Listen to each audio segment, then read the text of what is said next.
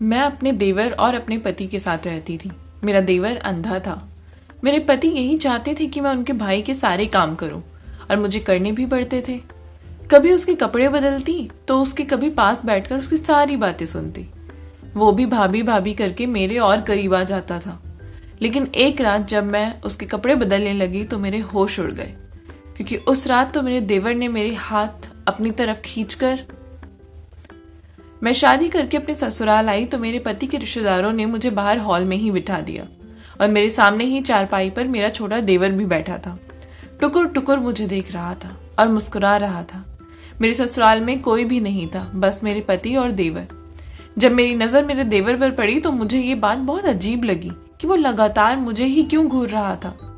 उस वक्त वो लगभग 18 साल का होगा। अच्छा प्यारा सा लड़का था, लेकिन उसकी ये हरकत मुझे बिल्कुल अच्छी नहीं लगी। काफी देर तक आस पड़ोस की औरतें मेरे पास बैठी रही, पर मेरा देवर एक टक लगाए मुझे वहीं बैठे बैठे देख रहा था। जब भी मेरी नजर उस पर पड़ती तो मैंने उसे हमेशा अपने आप को देखते ही पाया था। मैं मन ही मन ये सोच रही थी कि बहुत ही बेशर्म लड़का है। बड़ी भाभी तो मां समान होती है और इसे जरा सी भी शर्म नहीं। ये कैसे सबके सामने मुझे एक टक देख रहा है। मैं भी अपने माथे पर बल डाले उसे घूरने लगी, लेकिन अजीब पागल था। मेरा ऐसा करने के बावजूद उसकी आंखें टस से मस नहीं हुई। देखा जा रहा था और मुस्कुराया जा रहा था। मुझे उसके हंसने पर भी गुस्सा आने लगा था। बहरहाल मुझे मुंह दिखाई की रस्म खत्म हुई और मैं अपने कमरे में चली गई। मेरा मूड पहले ही बहुत खराब हो चुका था। फिर मेरे पति भी कमरे में देरी से आए तो मैं बिल्कुल ही उदास हो गई। जब वो मेरे पास आकर बैठे तो मैंने उन्हें गुस्से में देखा। मेरे चेहरे से वो पहचान गई थी कि मैं बहुत उदास हूं। सुमित मेरे पति का नाम था। वो कहने लगी कि क्या बात है धारा। मैंने कहा कुछ नहीं। उन्हें लगा कि शायद मैं उनकी देरी से आने की वजह से नाराज। वो आगे कहने लगे कि मेरे दोस्त आज मेरा पीछा ही नहीं छोड़ रहे थे। तुम तो जानती ही हो ना, ऐसे मौके पर दोस्तों के मजाक तो खत्म ही नहीं होते। उन्होंने मेरा मूड ठीक करने के लिए मेरी कुछ तारीफें भी की, और हर लड़की को तरह मुझे भी अपनी तारीफ सुनना अच्छा ही लगता है। और मैं खुश भी हो गई। मैंने अपने देवर की हरकत के बारे में सुमित के सामने कुछ नहीं कहा। यही सोच रही थी कि क्या सोचेंगे। आते ही मेरे भाई के बारे में बुराई करनी शुरू कर दी। सुमित का एक ही भाई था। सुमित के माँ बाप भी नहीं थे। मेरे ससुराल में मेरे पति और मेरा देवर आकाश ही थे। सुबह जब मेरी आंख खुली तो सुमित कहने लगे, आज का नाश्ता मैं मार्केट से ले आया हूँ। देखो तुम तो जानती ही हो कि यहाँ कोई भी औरत नहीं है, इसलिए आज की मेहमान नवाजी तो मैं निभा देता हूँ, लेकिन कल से सब कुछ तुम्हें ही देखना होगा। ये बात बोलते हुए वो हंस रहे थे। ये तो मैं वैसे भी पहले से ही जानती थी, इसलिए मैंने भी कोई एतराज नहीं किया। जैसे ही मैं नाश्ता करने के लिए बाहर आई तो नाश्ते की टेबल पे मेरा देवर पहले से ही बैठा था। मैं उसके सामने जाकर बैठ गई। वो मुझे गुड मॉर्निंग कहने लगा तो मैंने भी उसकी बात का जवाब दिया। मेरे पति सुमित आकाश के पास जाकर बैठ गए और उसकी प्लेट में नाश्ता रखने लगे और फिर अपने ही हाथों से उसे खिलाने भी लगे। ये देखकर मुझे बड़ी हैरत हुई, और उससे ज्यादा हैरत मुझे तब हुई जब आकाश मेरे पति के सामने ही मुझे देखा जा रहा था। उसको तो अपने भाई तक का लिहाज नहीं था, और उससे ज्यादा गुस्सा मुझे सुमित पर आ रहा था कि उनको तो उसे ऐसा करने से टोकना चाहिए था ना। वो तो आकाश को रोक ही सकते थे ना। अजीब ये भी लग रहा था कि वो इतने बड़े लड़के को अपने हाथों से खुद खाना क्यों खिला रहे थे। वो खुद भी तो खा सकता था, इतना बड़ा तो था वो। मैंने कहा, सुमित आप आकाश को खाना खुद खाने दीजिए, आप भी अपना नाश्ता खत्म कर लीजिए, ठंडा हो रहा है। मेरी बात सुनकर वो कहने लगे, धारा आकाश देख नहीं सकता। मैंने ये सुना ही था कि मेरा निवाला मेरे हाथ से ही गिर गया। मुझे बड़ी हैरत हुई कि आकाश इतना अच्छा खासा सुंदर सा लड़का था। उसकी आंखें भी बेहद खूबसूरत थी, भूरे रंग की। मुझे बहुत ही दुख हुआ और अफसोस भी कि मैं उसे कल से ना जाने अपने मन में कितना भरा बुरा कह चुकी थी। सुमित के चेहरे पर उदासी थी। वो कहने लगे कि आकाश तो बचपन से ही नहीं देख सकता।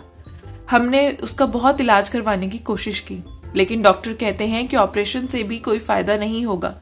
आकाश के सारे काम मैं ही करता हूँ, लेकिन अब ये तुम्हारी जिम्मेदारी है धारा। तुम प्लीज इसे अपना छोटा भाई समझकर इसके सारे काम कर दिया करना। मैंने कहा, हाँ जरूर, आप परेशान मत होइए। लेकिन मुझे बहुत अफसोस हुआ था आकाश के बारे में जानकर। काश वो देख सकता। मेरी बात पर आकाश की आंखों में भी आंसू छलक उठे। आकाश मुझसे कहने लगा कि भाभी, मेरी बहुत ख्वाहिश थी कि मैं आपको देख पाता, लेकिन मेरी बदकिस्मती देखिए, मेरी एक ही तो भाभी है और मैं उन्हें भी नहीं देख सकता। कुछ देर पहले तक तो मेरे दिल में आकाश के लिए बेहद नफरत के जज्बात थे, जो अब हमदर्दी में तब्दील हो गए थे। लेकिन मेरे होश तब उड़े जब सुमित ने अपना ऑफिस ज्वाइन कर लिया और अपने काम पर जाने लगे। वो मुझसे कहने लगे कि तुम ही आकाश को खाना खिला देना और नहाने के बाद कपड़े भी बदल दिया करना। खाना खिलाने तक तो ठीक था, पर कपड़े बदलने की बात पर तो मेरा जैसे दिमाग ही घूम गया।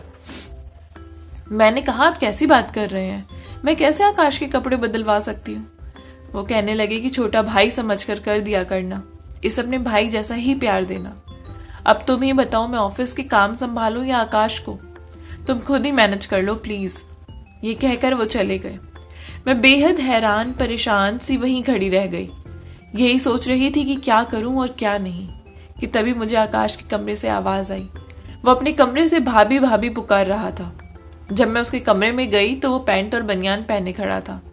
मुझसे कहने लगा, भाभी है उसको, आपको टी शर्ट दिख रही है क्या यहाँ?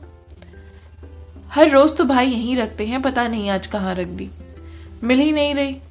वो पूरे बेड पर अपना हाथ मार मार के देख रहे थे। वो कहने लगा कि मैंने पूरे बेड पर देख लिया पर नहीं मिल रही। शर्ट बिस्तर पर साइड में टंगी थी, मैंने वो शर्ट उसके हाथ में पकड़ा दी। उसने शर्ट जैसे तैसे पहन तो ली, लेकिन बटन टेढ़े मेढ़े बंद कर रहा था। मजबूरन मुझे ही आगे बढ़कर उसे कहना पड़ा कि तुम रहने तो, मैं कर देती हूँ। मैंने उसकी शर्ट के बटन बंद कर दिए तो वो खुश हो गया। कहने लगा कि अगर आपको ठीक लगे तो आप मेरे बाल भी बना देंगी भाभी। मैंने ड्रेसिंग से कंघी निकाली और उसके बाल बना दिए। आगे वो कहने लगा कि भाभी जरा मुझे अपना हाथ देना। मैंने उससे पूछा क्यों? तो वो कहने लगा कि दो तो सही। मैंने बहुत डरते हुए अपने हाथ आगे किए तो उसने मेरे दोनों हाथों को अपने हाथों में ले लिया और कहने लगा, आपका बहुत बहुत शुक्रिया। ये बोलकर उसने मेरा हाथ छोड़ दिया और कहने लगा, भाभी मैंने आपको देखा तो नहीं है, लेकिन महसूस तो कर ही सकता हूं ना। बस इसीलिए आपका हाथ पकड़कर आपको महसूस करना चाहता था। आखिर भाभी कैसी होती है? भाभी मुझे तो अपनी माँ का भी प्यार नहीं मिला। मैं बहुत छोटा था जब मेरी माँ मुझे छोड़कर चली गई और पापा भी 3 साल पहले मुझे और भैया को छोड़कर चले गए। जब तक पापा थे तब तक वो ही मेरा ध्यान रखते। उनके जाने के बाद सारी जिम्मेदारी भैया पर आ गई और शादी के बाद आपने कुछ दिन भी चैन से नहीं बिताए कि मेरा बोझ अब आप पर आ गया। आकाश बहुत उदास होकर ये सब बातें कर रहा था। मैंने कहा, तुम किसी पर भी बोझ नहीं हो और मुझ पर तो बिल्कुल भी नहीं। मेरी बात पर वो मुस्कुराने लगा और बोला, आप बहुत अच्छी हैं भाभी, मेरा इतना ख्याल रखती हैं। जैसे जैसे वक्त गुजरता गया आकाश की हरकतें कुछ अजीब होने लगी। कभी कहता, भाभी शर्ट पहना दो, बटन नहीं लग रहे वो लगा दो, मेरे बालों को सुखा दो। अब आप लोग बताइए, इतना काम तो वो खुद भी कर सकता था ना। शादी से पहले तो मुझे लगा था कि बस एक देवर और एक पति, मुझे तो घर में कोई काम ही नहीं होगा। लेकिन यहाँ तो मैं इस आकाश के चक्कर में पूरे दिन घनचक्कर सी बनी घूमती रहती थी। कभी कभी जब किचन में बर्तन धो रही होती थी तो चिल्ला चिल्ला कर आवाज लगाता था, भाभी भाभी। और जब मैं दौड़ी दौड़ी उसके कमरे में आती तो हंसने लगता। हाथ में मोबाइल पकड़ा होता था। मेरे जाते ही कहता, आओ ना मेरे साथ बैठकर ये वाला गाना सुनो, बहुत अच्छा है। वो देख तो नहीं सकता था लेकिन सुन जरूर सकता था, इसलिए फोन पर ही कहानी और गाने सुनना उसका शौक बन गया था। मैं उसे कहती थी कि आकाश तुम सुनो, मुझे बहुत काम है। अब मैं तुम्हारे साथ गाना सुनूं या बर्तन धोऊं या खाना बनाऊं, तुम ही बताओ। मैं उसे बड़े प्यार से डांट दिया करती थी। मैं उसको अक्सर यही कहती थी कि मेरे पास बहुत काम है, इसलिए तुम्हारे साथ बैठकर बात करने का समय नहीं मिलता। वो मेरी बातें सुनकर अक्सर हंस देता था, कहता था कि आप छोड़ो सारा काम, आप यहाँ मेरे पास बैठो। भाभी आपके काम कभी खत्म हुए हैं जो अब होंगे? उसकी इतनी बातों को सुनकर मैं उसके साथ बैठ गई। मैंने कहा, अच्छा चलो सुनाओ। कुछ देर गाना सुनने के बाद मैंने कहा, अच्छा ये बताओ आज खाने में क्या खाओगे? वो हंसने लगा और कहने लगा, भाभी आपका सर खाऊंगा। मैं उठकर खड़ी हो गई और उसको कहा कि अब मैं काम करने जा रही हूँ। खबरदार जो तुमने मुझे आवाज दी, मुझे अब काम करने दो, बहुत काम बचा है। अभी खाना भी बनाना है। सुमित आज बिरयानी बनाने की बोल कर गए हैं, तुमको भी तो पसंद है ना? तुम जानते भी हो उसमें कितना समय लग जाता है बनाने में, ऊपर से इतनी गर्मी। किचन में खड़े होने का तो मन ही नहीं करता। ये कहते हुए मैं बाहर चली गई। 2 घंटे लग गए थे मुझे उस दिन किचन में काम करते हुए। मैंने बिरयानी बनाई और उसके बाद मैं बिल्कुल थक चुकी थी। बाहर आई तो पूरा घर गंदा पड़ा था। फिर पूरे घर की सफाई की। फिर सोचा कि आकाश का कमरा भी साफ कर ही देती हूँ। जैसे ही आकाश के कमरे में गई, मैंने देखा कि वहां वो चीजों को टटोल टटोल कर अपना कमरा खुद ही साफ कर रहा था। उसके हाथ में एक कपड़ा भी था जिससे वो डस्टिंग कर रहा था। उसे ऐसा करते देखकर मैं वहीं खड़े होकर मुस्कुराने लगी। मैंने कहा, तुम ये क्यों कर रहे हो? मैं हूं ना, मैं कर देती हूँ। मैंने जैसे ही उसके हाथ से कपड़ा छीना तो वो कहने लगा कि नहीं, आप थक जाएंगी। मुझे वैसे ही बहुत बुरा लगता है भाभी, आप वैसे भी पूरा दिन कितना काम करती हैं। आप ऐसा किया करो कि छोटे मोटे काम जो मैं कर सकता हूँ आप मुझे बता दिया करो, मैं कर लिया करूंगा। वो बड़ी उदासी और फिक्रमंदी से कह रहा था। मैंने कहा कि आकाश, तुम्हें कुछ भी करने की जरूरत नहीं है, तुम बैठे रहो। मैंने उसे कपड़ा लेकर बिस्तर पर रख दिया और मोबाइल उसके हाथ में दे दिया। मैंने कहा, तुम बस अपनी मनपसंद गाने सुनो। मैंने एक वीडियो लगाई जिसमें एक अच्छी कहानी थी, लेकिन उसने मोबाइल के साथ साथ मेरा हाथ भी पकड़ लिया था और मुझे वहीं अपने पास बिठा लिया। बोलने लगा कि अब आप यहाँ से नहीं उठोगे। उसने मेरा हाथ बहुत तेजी से पकड़ा था। मैंने उससे अपना हाथ छुड़ाने की बहुत कोशिश की पर वो छोड़ ही नहीं रहा था। फिर मैंने आकाश से कहा, हाथ छोड़ो मेरा, ये क्या हरकत है? शाम का समय है, चाय भी बनानी है तुम्हारे लिए, कुछ खाने को भी ले आऊं? तो वो कहने लगा, नहीं कुछ नहीं, आप तो बस मुझे भी अपने साथ किचन में लेकर चलो और मुझे सिखाओ कि चाय कैसे बनती है। मैंने कहा, तुम मेरी इतनी टेंशन मत लो, मैं ठीक हूं, और मैं ये कहकर किचन में चली गई। आकाश के लिए चाय बनाने के साथ मैंने उसको कुछ खाने को भी दे दिया था। आकाश हमेशा मेरी तारीफ करते नहीं थकता था। एक दिन ऐसा कुछ हो गया कि मेरे तो होश ही उड़ गए। आज सुबह से ही मुझे काफी तेज बुखार था, लेकिन सुमित को तो जैसे मेरी कोई परवाह ही नहीं थी। बस मुझे बुखार की दवा दी और चली गए। मैं कैसे सब मैनेज करूंगी, उन्हें इस बात से कोई मतलब नहीं था। ऊपर से मुझे कहते कि देखो तुम बीमार मत पड़ा करो, पूरा घर तहस नहस हो जाता है, फटाफट से बुखार की दवाई खा लेना, आराम मिल जाएगा। रात का खाना भी घर पर ही बनाना, दोपहर को तो मैं बाहर खाना खाता ही हूँ, कम से कम रात को तो घर का मिले। बाहर का खाना मैं नहीं खा पाऊंगा। मैंने कहा कि ठीक है, मैं बना लूंगी। बुखार की दवा खाने के बाद भी मेरा बुखार कम ही नहीं हो रहा था। मुझे लग रहा था कि शायद मेरे गले में इन्फेक्शन हो गया था, क्योंकि गले में भी काफी दर्द था और मेरा बुखार तो कम होने के बजाय बढ़ता ही जा रहा था। मैं अपने कमरे में लेटी हुई थी, बिल्कुल हिम्मत नहीं थी उठने की। थोड़ी देर में मेरे कमरे के दरवाजे पर दस्तक हुई और दरवाजा खुला। देखा तो आकाश था। वो डंडे की मदद से चलता हुआ कमरे में आया। मुझसे कहने लगा कि भाभी आप ठीक तो हैं? आपने अभी तक नाश्ता नहीं बनाया, मुझे भूख लगी है। मैंने कहा, आकाश मेरी तबीयत ठीक नहीं है, काफी तेज बुखार है, बिल्कुल भी उठा नहीं जा रहा। ये सुनकर वो भी परेशान हो गया। मैंने आगे कहा कि मैं कैसे नाश्ता बनाऊं। वो मुझसे पूछने लगा, तो भाभी क्या आपने भी नाश्ता नहीं किया? मैंने कहा कि नहीं, हिम्मत ही नहीं है कि मैं उठकर नाश्ता बना सकूं। तुम एक काम करो, सुमित को फोन करो और कहो कि वो जल्दी घर आ जाए, मुझसे कोई काम नहीं हो पाएगा आज। मेरी बात सुनने के बाद वो कमरे से बाहर चला गया। कुछ देर ही हुई होगी कि अचानक से उसके चीखने चिल्लाने की आवाजें आने लगी। मैं एकदम से बेड से उठी।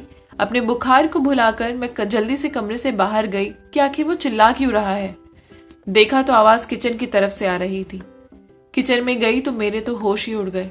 उसके सारे कपड़ों में आग लगी थी।